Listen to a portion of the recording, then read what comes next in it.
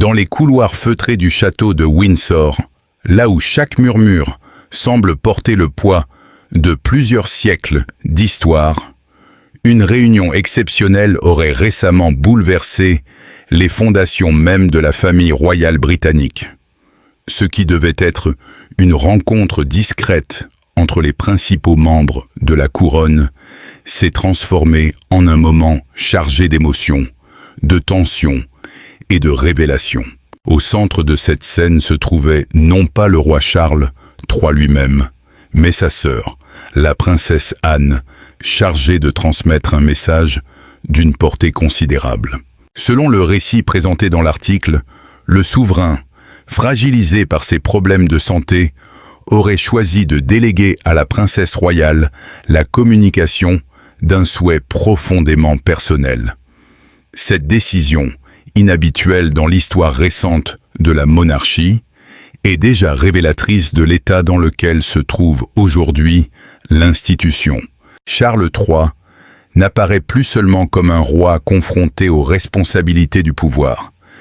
Il est également présenté comme un père préoccupé par l'avenir de ses enfants et par l'héritage qu'il laissera derrière lui. L'atmosphère décrite lors de cette réunion évoque moins un conseil royal qu'un véritable sommet de crise familiale. La présence du prince Harry à Windsor, sans Meghan Markle, constitue l'un des éléments les plus symboliques du récit. Son arrivée solitaire est interprétée comme un signe silencieux des fractures qui continuent de traverser la famille royale. Depuis son départ officiel des fonctions royales, en 2020, Harry est devenu l'incarnation même du conflit entre tradition et modernité, entre devoir institutionnel et liberté individuelle. Face à lui, le prince William apparaît comme l'héritier déjà en transition vers son futur rôle de roi. L'article insiste sur le fait que le calendrier de succession semble désormais s'accélérer. Si pendant longtemps William pouvait envisager une préparation progressive à la fonction suprême, les circonstances actuelles donnent l'impression que l'avenir se rapproche beaucoup plus rapidement que prévu. Cette perspective ne concerne pas seulement un changement de génération. Elle pose également une question fondamentale. Quel type de monarchie William héritera-t-il ?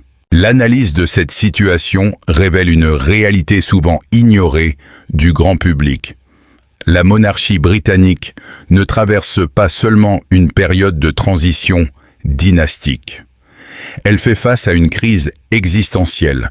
Depuis plusieurs années, les enquêtes d'opinion montrent une baisse progressive de l'adhésion des jeunes générations à l'institution monarchique. Dans plusieurs pays du Commonwealth, les débats républicains gagnent du terrain. Le prestige historique de la couronne ne suffit plus à garantir automatiquement son avenir. C'est dans ce contexte que le projet de réforme attribué à Charles III prend tout son sens.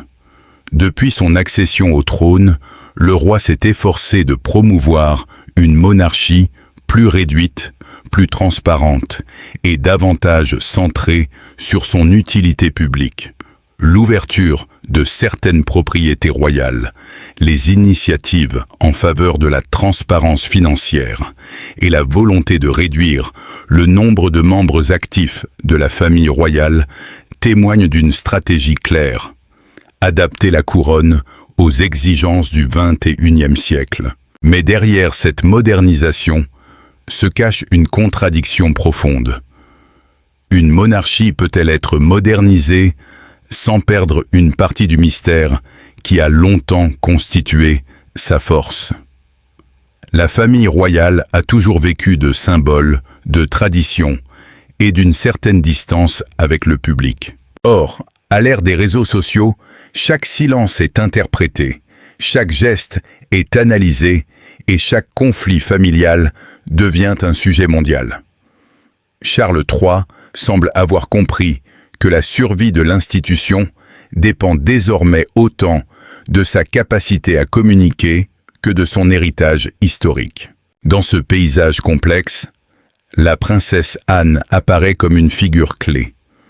Réputée pour sa discipline, son sens du devoir et sa loyauté absolue envers la couronne, elle incarne la continuité entre les valeurs de la reine Élisabeth II et les défis de la nouvelle époque. Son rôle de messagère lors de cette réunion n'est probablement pas anodin. Elle représente une autorité morale capable de parler au nom du roi, tout en conservant la confiance de l'ensemble de la famille royale.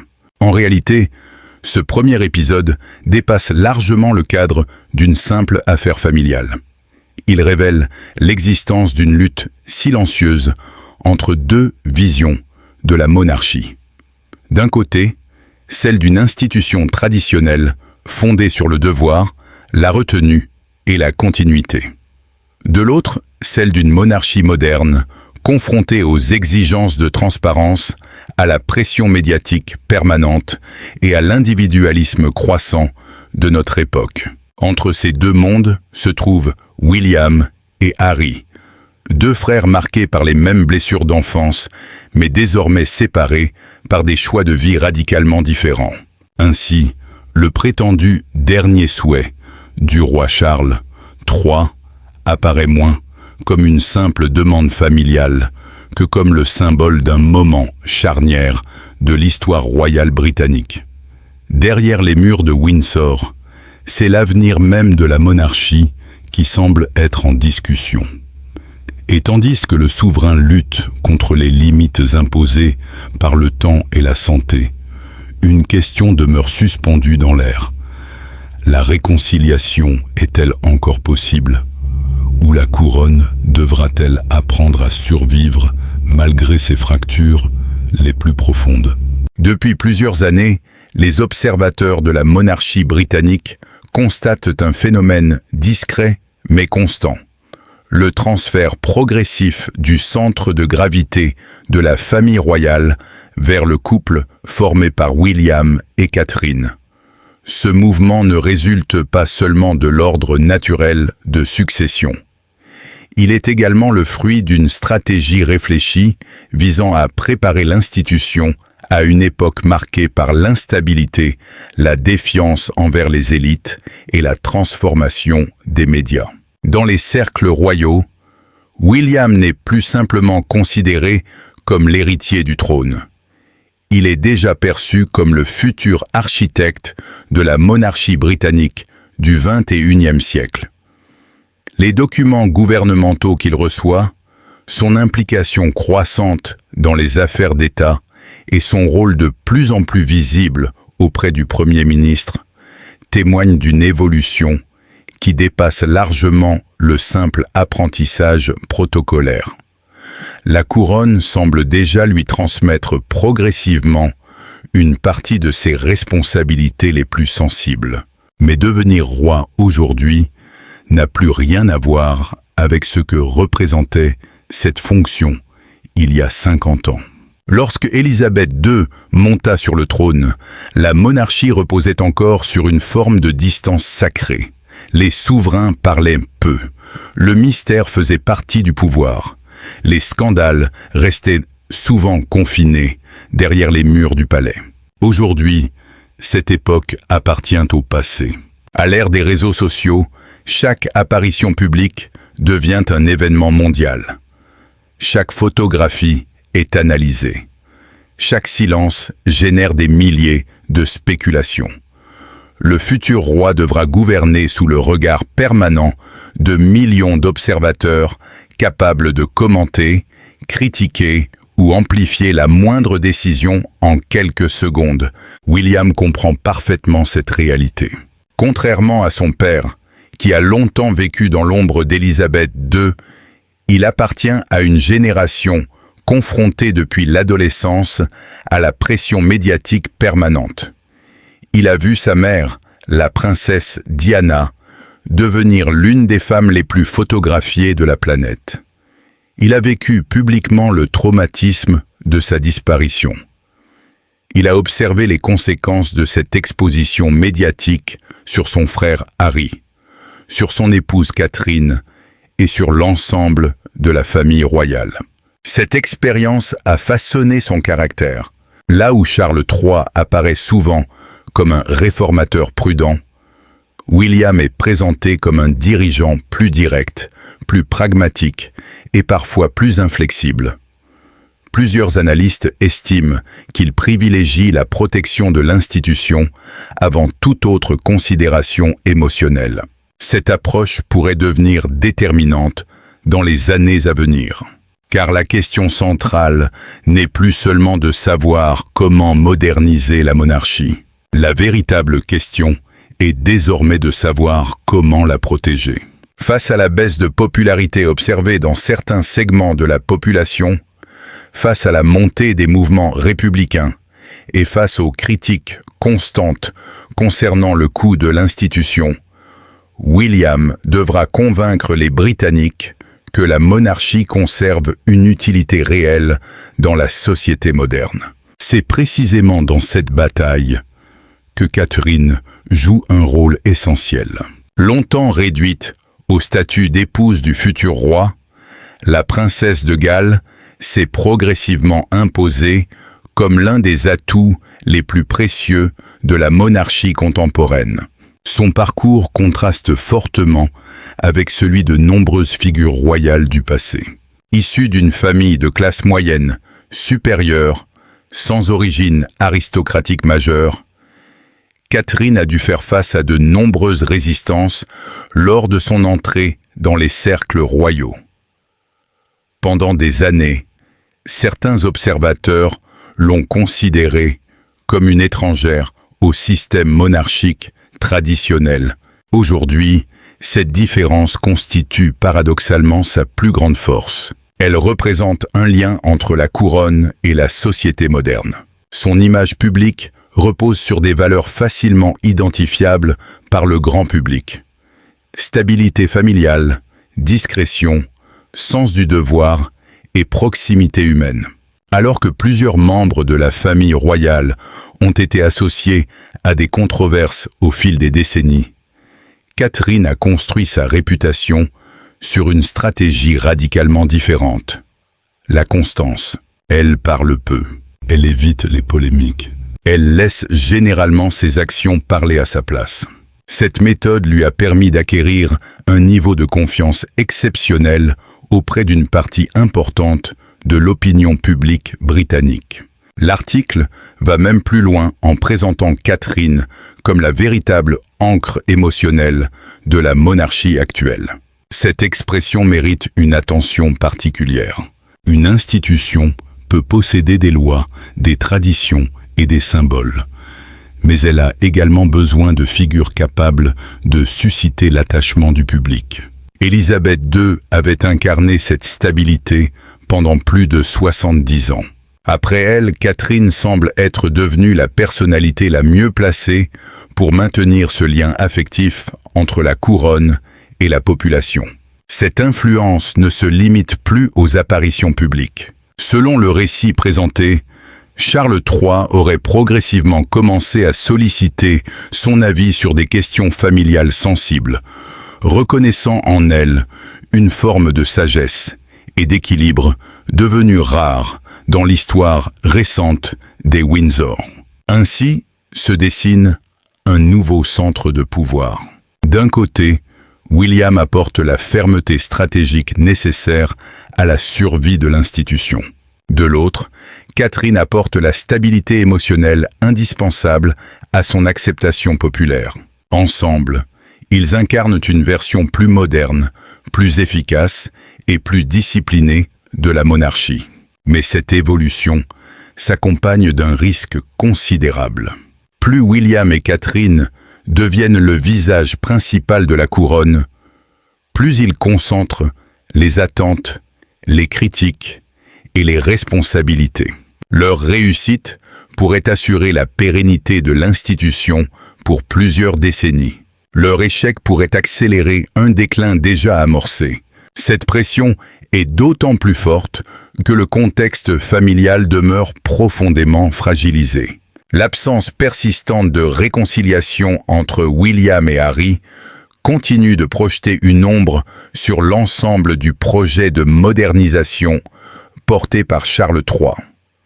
Car une monarchie qui prône l'unité nationale peine à convaincre lorsqu'elle apparaît divisée en son propre sein. À mesure que la santé du roi devient un sujet de préoccupation croissante, la transition vers une nouvelle génération de dirigeants royaux semble inévitable. William et Catherine ne sont plus les représentants de l'avenir. Ils sont déjà le présent. Et tandis que la princesse Anne tente encore de préserver les derniers ponts entre les membres d'une famille profondément fracturée, le couple princier se retrouve au cœur d'un défi historique. Transformer une institution vieille de plusieurs siècles sans lui faire perdre son âme. C'est là tout le paradoxe de leur mission. Moderniser sans détruire, réformer sans trahir, avancer sans oublier, et surtout réussir là où tant d'autres dynasties européennes ont échoué. Convaincre une société moderne que la monarchie a encore une place dans le monde de demain. Dans le prochain chapitre, nous analyserons la fracture entre William et Harry, l'influence persistante de Meghan Markle, ainsi que le véritable dilemme qui pourrait définir le futur règne de William. Choisir entre la réconciliation familiale et la protection absolue de la couronne. Si William et Catherine incarnent désormais le visage de la monarchie de demain, une question demeure au cœur de toutes les inquiétudes. Que faire de Harry ? Derrière les projets de réforme, les stratégies de modernisation et les préparatifs d'une future transition royale, la fracture entre les deux fils de Diana continue de hanter chaque réflexion sur l'avenir de la maison de Windsor. Ce conflit n'est plus seulement une querelle familiale. Il est devenu un enjeu institutionnel majeur, susceptible d'influencer durablement le règne du prochain souverain britannique.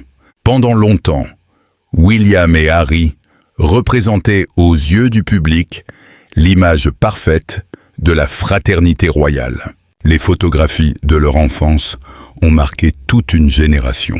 Deux garçons marchant derrière le cercueil de leur mère, deux adolescents confrontés ensemble à une douleur que le monde entier observait.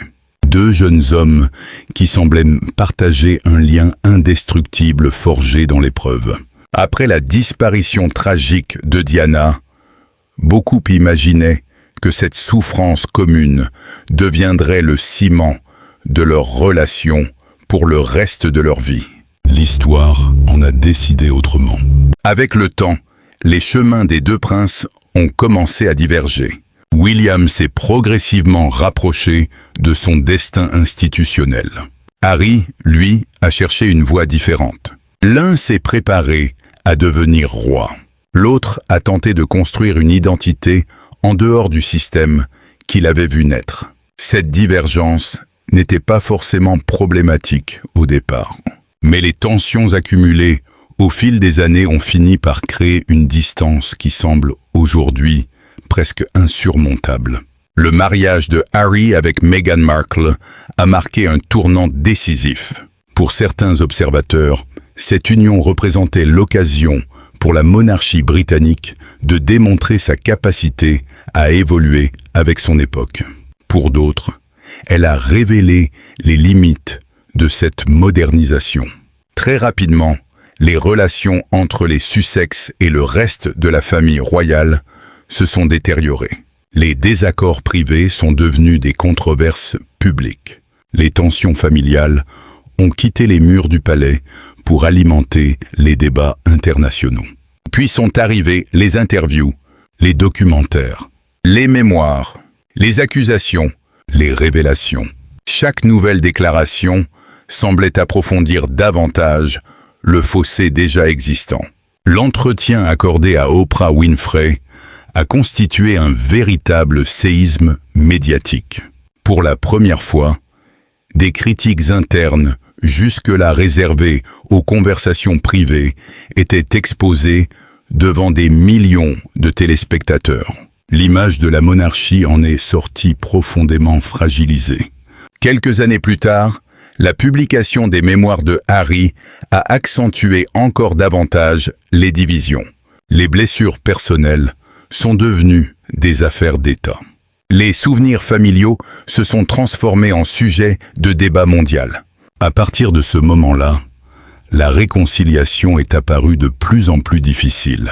L'article suggère même que William aurait progressivement développé une méfiance profonde à l'égard de son frère. Non pas uniquement à cause des critiques elles-mêmes, mais parce qu'elles provenaient d'une personne qui connaissait les rouages les plus intimes de l'institution. Aux yeux du futur roi, chaque révélation publique pouvait être perçue comme une menace directe contre la stabilité de la couronne. Cette perception est essentielle pour comprendre la situation actuelle. William ne raisonne plus seulement comme un frère blessé. Il commence à raisonner comme un souverain en devenir. Et c'est précisément là que réside le drame. Car les intérêts d'un frère et ceux d'un futur roi ne coïncident pas toujours. Un frère peut pardonner. Un roi doit protéger. Un frère peut privilégier les sentiments. Un roi doit penser à la survie de l'institution. Cette contradiction semble être au cœur du dilemme auquel William est aujourd'hui confronté. Plusieurs passages de l'article évoquent même la possibilité que le futur souverain adopte une ligne beaucoup plus stricte que celle de son père concernant le statut des Sussex. Charles III apparaît comme un homme partagé entre son rôle de roi et celui de père. Malgré les tensions, il semble avoir conservé l'espoir d'une réconciliation. Selon le récit présenté, il continuerait à maintenir des canaux de communication indirects avec Harry, refusant l'idée d'une rupture définitive. Cette attitude reflète une réalité profondément humaine. À mesure que sa santé se fragilise, le souverain semble davantage préoccupé par l'héritage émotionnel qu'il laissera derrière lui. L'histoire retiendra peut-être ses réformes, mais lui semble penser à ses enfants, à ces deux garçons qui partageaient autrefois la même chambre, les mêmes souvenirs et la même douleur. Son dernier souhait ne serait donc pas uniquement politique, il serait aussi profondément paternel. Pourtant, la logique institutionnelle suit souvent une autre trajectoire. Le règne de William pourrait être défini par une philosophie beaucoup plus rigoureuse. L'objectif principal ne serait pas la réconciliation à tout prix. Il serait la préservation de la crédibilité de la monarchie. Dans cette perspective, chaque décision serait évaluée selon une seule question. Cette mesure protège-t-elle la couronne ? Si la réponse est négative, les considérations personnelles risqueraient de passer au second plan. C'est pourquoi certains analystes estiment que l'arrivée de William sur le trône pourrait marquer une nouvelle étape dans les relations avec Harry. Une étape caractérisée par davantage de clarté, mais aussi par davantage de distance. Au-delà des individus, cette situation révèle un phénomène plus vaste. La monarchie britannique se trouve aujourd'hui confrontée à une contradiction fondamentale. Elle repose sur l'idée de famille. Mais elle fonctionne comme une institution. Elle célèbre les liens du sang. Mais elle exige parfois de sacrifier ces liens au nom du devoir. Cette tension existe depuis des siècles. Elle a contribué à façonner l'histoire des Windsor. Elle est aujourd'hui incarnée par William et Harry. Deux hommes unis par le passé, mais séparés par leur vision de l'avenir. La question centrale n'est donc plus de savoir qui a raison ou qui a tort. La véritable question est de savoir si une monarchie moderne peut survivre lorsque sa propre famille devient le symbole de ses divisions. Charles III semble croire que oui, à condition qu'un dialogue demeure possible. William paraît davantage convaincu que la survie de l'institution exige parfois des décisions douloureuses. Entre ces deux visions se dessine le futur de la couronne britannique. Alors que Catherine apparaît comme le pilier de stabilité de la nouvelle génération royale, et que la princesse Anne continue d'incarner la fidélité au devoir, le prince William se retrouve face à l'épreuve la plus déterminante de sa vie. Son règne ne sera peut-être pas jugé uniquement sur ses réformes, ni sur sa popularité, ni même sur sa capacité à moderniser la monarchie. Il pourrait être jugé sur une question beaucoup plus intime. Saura-t-il trouver un équilibre entre les exigences de la couronne et les blessures de sa propre famille? Car au bout du compte, derrière les palais, les cérémonies et les symboles de pouvoir demeure une réalité universelle. Les rois peuvent gouverner des nations, mais ils ne parviennent pas toujours à réparer les cœurs brisés. Et c'est précisément cette tragédie silencieuse qui semble aujourd'hui définir l'avenir de la maison de Windsor. Merci d'avoir suivi cette analyse. Si cette plongée au cœur des secrets, des tensions et des enjeux qui façonnent l'avenir de la monarchie britannique vous a intéressé, n'hésitez pas à vous abonner à la chaîne, à aimer la vidéo et à partager votre opinion dans les commentaires. William ouvrira-t-il un jour la porte de la réconciliation à son frère Harry, ou la protection de la couronne restera-t-elle sa priorité absolue? Votre avis nous intéresse. À très bientôt pour une nouvelle enquête consacrée aux grandes figures qui façonnent l'histoire contemporaine.